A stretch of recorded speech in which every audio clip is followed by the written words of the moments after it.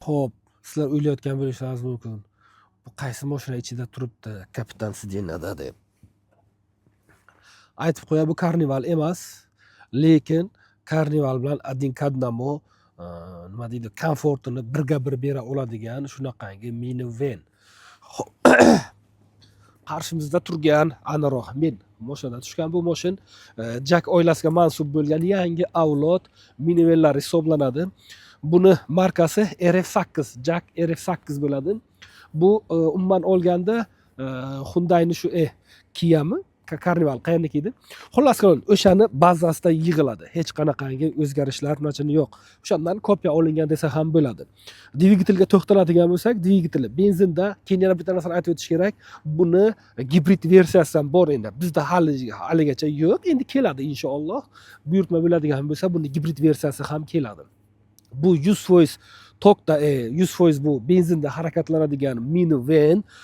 Oldidan qarab tursangiz, ana shu yangi restyling Carnivalni adin-kadnamo o'zini beradi.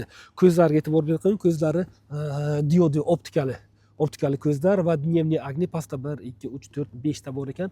Mana bu palasalar yonib turadi. Mana bu kechirasiz dnevniy огни emas, bu поворотник, sarqinadigan поворотник. Oldida partroniklari bor, pastda eng asosiysi buni adaptiv kruz kontroli bor. Endi bu mashina qimmat biznes klass bo'lganligi uchun bularda adaptiv kruz kontrol bo'lishligi shart, usiz tasavvur qilib bo'lmaydi.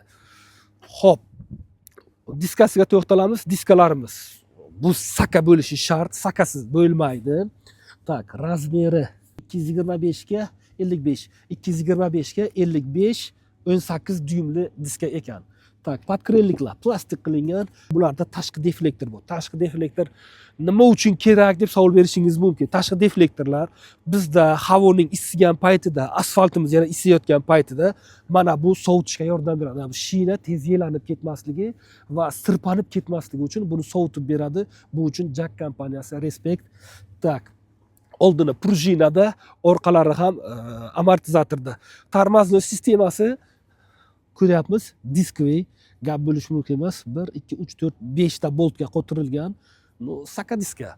Bagaji где-то 100 litr ko'rsatilgan. Taxminan 100 litrcha chiqadi.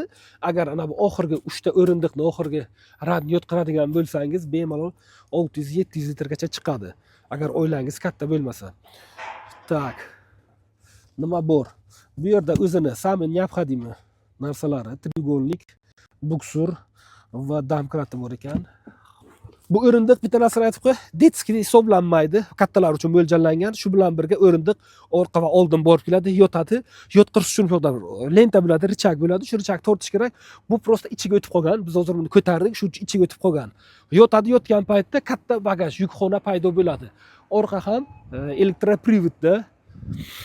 Bunga aytib o'tish kerak, 360 kamera mavjud va hozirgi paytdagi eng ommabop bo'lib kelayotgan monoqosh. Mana bu stop boshlanadi, bu yoqdan boshlanib, bular hammasi yonadi, mana bu yerga kelib to'xtaydi. RF8 benzinda. Eshiklarimiz hammasi elektroprivodda, knopkada. Endi buni sinfi biznes bo'lganligi uchun bularda shunaqa talab qo'yilgan. Ochib yopishlari hammasini knopkada qilasiz. Old tomoni esa bu tortiladi, mana. Tortasiz. Yana bitta narsa, bunga o'zgacha primussa deydi. Qo'ya. Primussa beradi, nima ko'rinmas ekan. Atamankasi borligi, atamankani ko'tarib chiqarishingiz mumkin. Mana buni oldiga qilgan paytingiz mana atamanka chiqadi. Endi savol berishingiz mumkin. Bu atamanka nima uchun kerak? Bu atamanka ham yurgandik-ku deysiz. To'g'ri, atamankasiz ham mashina haydagan boshqa bo'lgan. Endi bundagi primussa shuki, siz agar uzoq yo'lga chiqayotgan, oilangiz bilan sayr qilayotgan paytda, aylanayotgan paytingizda, chiqqan paytingizda agar uxlashingiz kelib qolsa, uyqu tortib qoladigan bo'lsa, bemalol buni yotqirasiz. Atamankani chiqarasiz, keyin oyog'ingiz charchamaydi. Ana. Ochig'ini aytsam, atamankada oyoq turadigan bo'lsa, oyoq charchamaydi. Mazza qilib yotasiz. Yutug'i shunda. Xo'p, o'rindiqlar soni общий umumiy sonda 7 ta o'rindiqqa ega. Orqada 3 ta. Ochig'i, davay shuni o'tib ko'rsataman yaxshisi. Orqa tomonga o'tib qaraydigan bo'lsak, haqiqatan ham aytganimda endi meni bo'yim 1.80, bo'yim 1.80, vaznim 86 kiloman. 86 kilo bo'ladigan bo'lsam, manda ichim bu yerda 2 ta sig'ar ekan. Agar ikkita katta bola o'tiradigan bo'lsa, o'rtada yosh bola olsangiz bemalol o'tirib ketasiz va orqa tomondan 100% poldamovchi, podstakanliklar va menga eng ko'p yoqqani, ochig'ini aytsam, har bitta o'rindiqni o'ziga zaryadlash porti borligi. Tak, mana zaryadlash porti Type-C da, yana dushmanskiy emas, radikalskiy emas, telefon qo'yadigan cho'ntaklari bor. Mana zaryadkaga siz aniqroq bir zaryadkaga qo'yasiz, telefoningizni bu yoqqa sanchib qo'yasiz, shunda turadi. Buni boshqa mashindan farq qilib turadigan bir jihatini aytaymi? Hozir mashinaga bu tomondan minaman, bu tomondan tushaman. Bunaqangi ощущение boshqa mashinada faqat shundan topasiz. Chunki boshqa mashinalarda bir tomon ochiq, bir tomon yopiq bo'lishi mumkin. Yo'q, bunda biznes klass bo'lganligi uchun ikki tomondan ochiladi. 100% mashinamiz elektroprivodda. Endi tak, rulga o'tiramiz.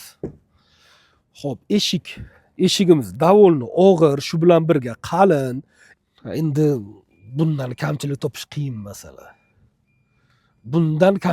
qiyin masala. Torpedamiz koja, katta butun monitor qo'yilgan. Bu xuddi ana uni eslatadi menga. Hyundai emas, Kia Sonet. Xuddi shunaqa monitori bo'lardi. Sonetda rulimiz, jaklan rullari standart. Bu yoqda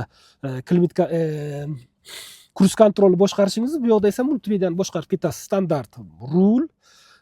Mashinamiz start stopda, o'rtada boshqarish panellari. Menga nimasi yo'qdi bu panellarni? Bunda hammasi fizический, sensorni emas. Chunki biz hali nima deymiz, fizический knopkalarni bosib kayf qiladigan sensordan ola olmaymiz.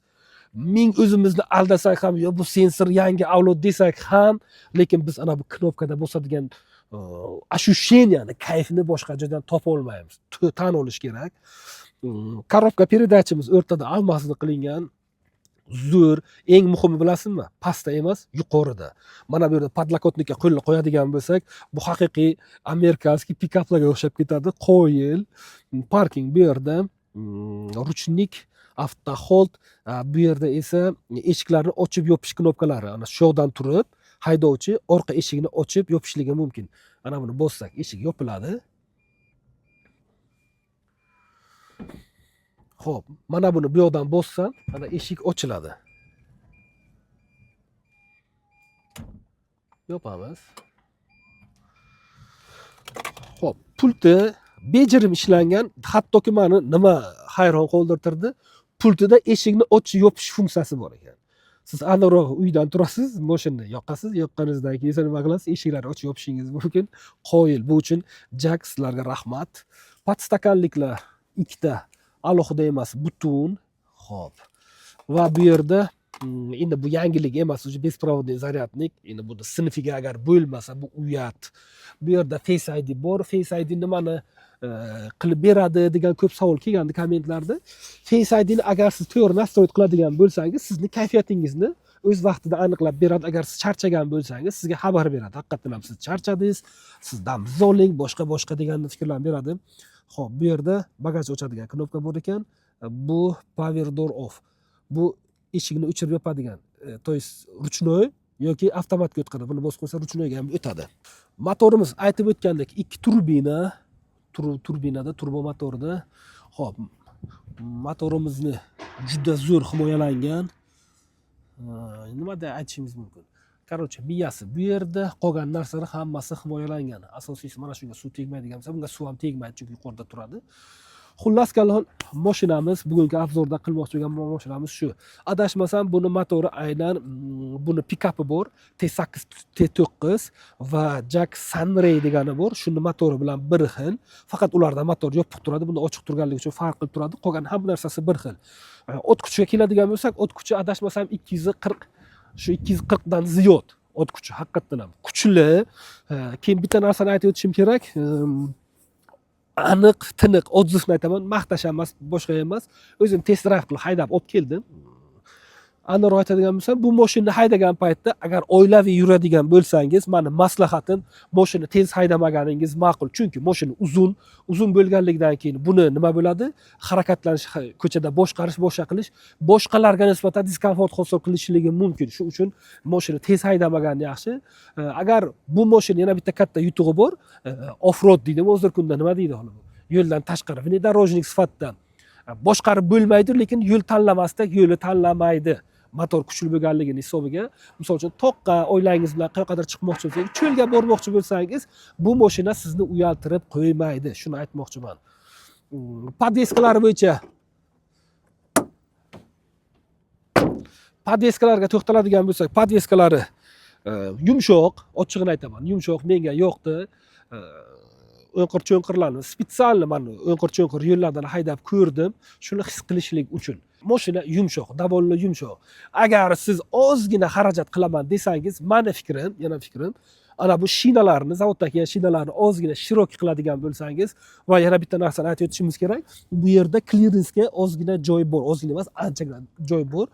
Bemalol siz buni 18 bo'ladigan bo'lsa, 20 qiladigan bo'lsangiz tegib qolishligi mumkin. Где-то 19 qiladigan bo'lsangiz mana shuncha bo'ladi. Xullas kalon, bugungi avzorimiz shu. Agar biron bir joyda xatolik yo'l qo'ygan bo'lsa, kommentda yozib qoldiring. Kim biladigan bo'lsa, yana aytib o'taman, buni ikki xil varianti bo'ladi. Gibrid versiyasi benzinlik. Bu bizdagisi benzinligi. Gibrid keladigan bo'lsa, bunda bitta DMI funksiyada ishlaydi aniqrog'i, bitta elektrodvigatel bo'ladi va bunda ikkita motorlik. Bitta generator bo'ladi, ikkita elektromotori bo'ladi. Endi bunaqangi mashina uchun bitta motor to'g'ri kelmaydi, chunki torta olmaydi. Shuning uchun oldin va orqa uchun alohida elektrodvigatel bo'ladi. Xullas kalon shunaqa. Buni narxiga to'xtalamiz. Eng hammaga qizig'i buni narxi, hozirgi paytdagi narxi 499 million so'mda, endi 500 million desak ham bo'ladi. Lekin ochiqni aytadigan bo'lsak, agar kimga qiziq bo'ladigan bo'lsa, aloqaga chiqing. Haqiqatan bu mashinani siz o'z ko'zingiz bilan ko'ring, umuman boshqacha. Faqat kayfiyat. Xullas kalon, bugungi avzorimiz o'z nihoyasiga yetdi. Kimga qiziq bo'ladigan bo'lsa, pastda nomerlaringizni telefon qiling. Menejerlarimiz 24 ga 7 ishlab turibdi. Shartnoma beriladi. Agar to'lov qiladigan bo'lsangiz, o'sha kunni o'zida olib ketasiz. Chayna Motorsda qoling, Chayna Motors xalq tanlovi.